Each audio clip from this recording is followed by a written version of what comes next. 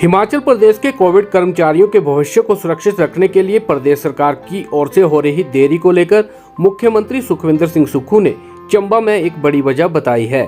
CM Sukhu ने कहा कि पिछली सरकार ने कोविड कर्मियों के लिए कोई नीति नहीं बनाई, लिहाजा उन्होंने चुटकी लेते हुए कहा कि ऐसा न हो कि हरियाणा के मुख्यमंत्री रहे ओम प्रकाश चौटाला जेवीटी मामले में पर्सनल इंटरफेरेंस करके बड़ी गलती कर बैठे और उन्हें 10 साल की सजा हो गई।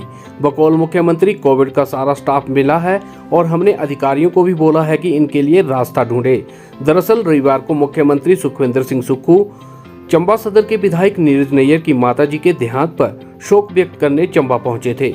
विधायक के आवास से निकलते ही मीडिया कर्मियों ने मुख्यमंत्री से कोविड कर्मियों को लेकर सवाल सामने रखा, जिस पर सुखविंदर सिंह सुक्खू ने कहा कि प्रदेश सरकार कोविड स्टाफ को पिछले 8 माह से रिलैक्सेशन दे रही है।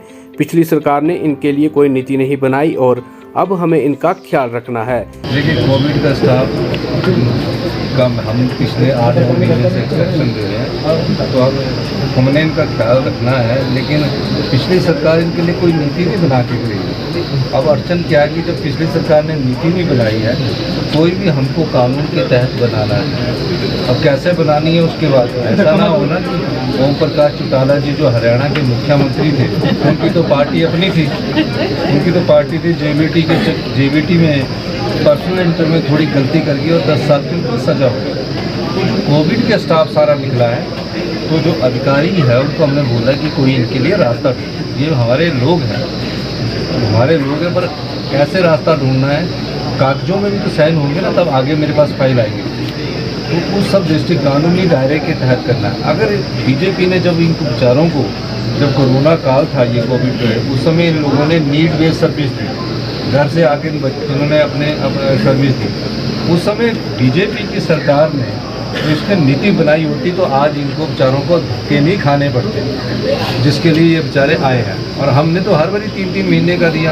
अब वो एक चिट्ठी निकली है कि इनको 3 सितंबर को उनकी सेवाएं समाप्त हो गई और इतने सेवा, तो मैंने मंत्री जी को बोला है कि इसका अध्ययन करें। सवाल ये है कि अब कानून कैसे आगे बढ़ता है, तो इसके लिए अभी अध्ययन किया जा रहा है और जैसे अध्ययन करेंगे, लेकिन मेरा ये मानना है कि प्रेफरेंस मिलनी चाहिए कोविड स्टाफ को। और ये मैं इसलिए कह रहा हूँ कि सरकार ऐसी थी कि आज सारे जितने भी उनके काम है ना, स्यापे पड़े हुए, वो सब हमारे सारे जो भी उन्होंने टेस्ट लिए कोऑर्डिनेट सिलेक्शन बोर्ड के, वो सब कोर्टों में गए, जो भी, और जो टेस्ट लेने जा रहे थे उनके पेपर लीक करवा के अयोग्य लोगों को ठहराया। हम सब व्यवस्था को ठीक कर रहे हैं, इसलिए हमने कहा है कि हम सत्ता सुख के लिए नहीं आए हैं, व्यवस्था परिवर्तन करने के लिए आए हैं। इनका भी हम ख्याल रख रहे हैं कि कैसे रखना है, उस दिशा को और उस नियम को हम ढूंढ रहे हैं। बहुत बहुत